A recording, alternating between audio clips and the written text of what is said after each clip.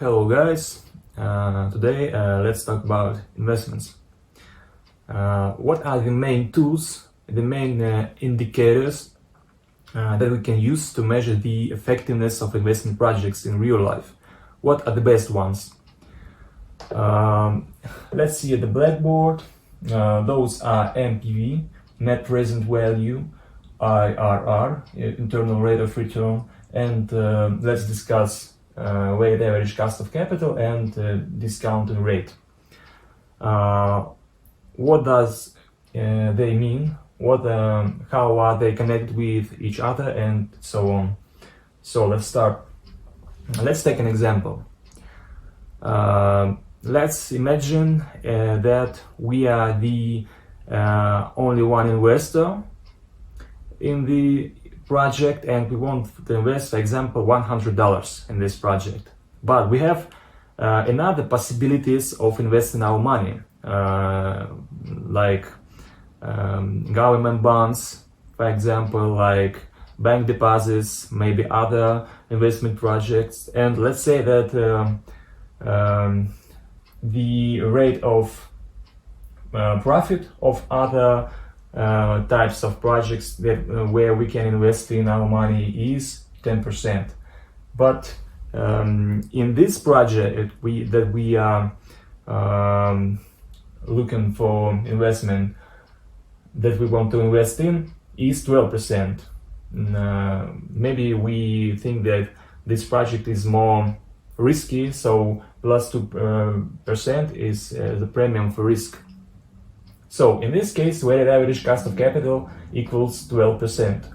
Why is it like that? Because we are, number one, we are the only one investor in this project. 100% of capital in this project is ours. So if we have a situation where we have another investors in this project, the weighted average cost of capital would be another, just because another investors have their own rate of profits as the criteria to invest in this project, like we have 12% here, right? So let's say that weighted average cost of capital here 12%. Just to simplify our example. So we have two different options. The first option is where we can discount, take as the discount rate 10% as the alternative projects rate of profit. And the second one is 12% as the discount rate by the weighted average cost of capital here, right? Let's take the first one, 10%. If we have here NPV equals 0, in this case, our project and another projects where we can invest in our money is equals in terms of profitability, in terms of economic effectiveness. So in this case, internal rate of return equals 10%. I mean, internal rate of return is the discounting rate that we can use to get NPV equals 0. In this case, we can say that our project and another projects or ways of investing our money are equals. And if we have NPV more than 0, in this case, the profitability of this project that is internal rate of return is, for example, 12%.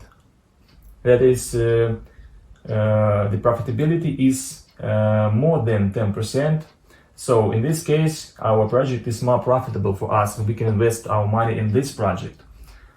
And let's take an example. If we have a discounting rate as 12%, weighted average cost of capital.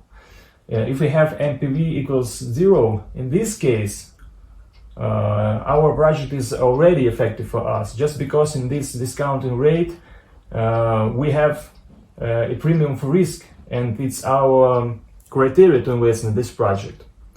Unlike the 10% where we use the rate of profit of investing in other projects that we can invest in. So in this case, internal rate of return is already more than 10%, like in other projects. Maybe in this case, internal rate of return is 12%.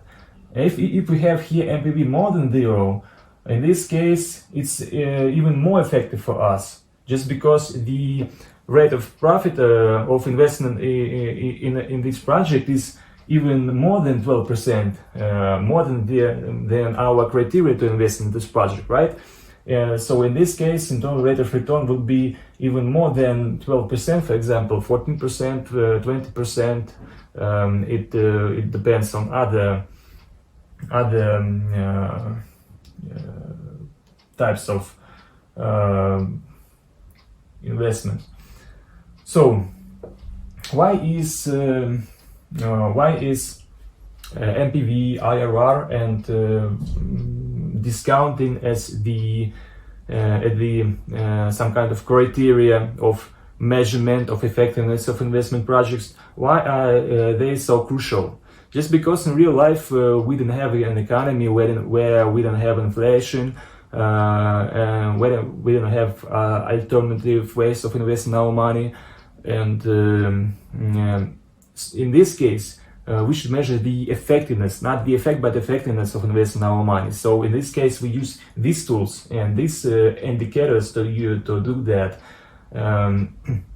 Let's take an example. If we have an economy where we don't have inflation, where we don't have the another alternative ways of investing our money, where we're the only one investor in this project, these indicators would be worthless.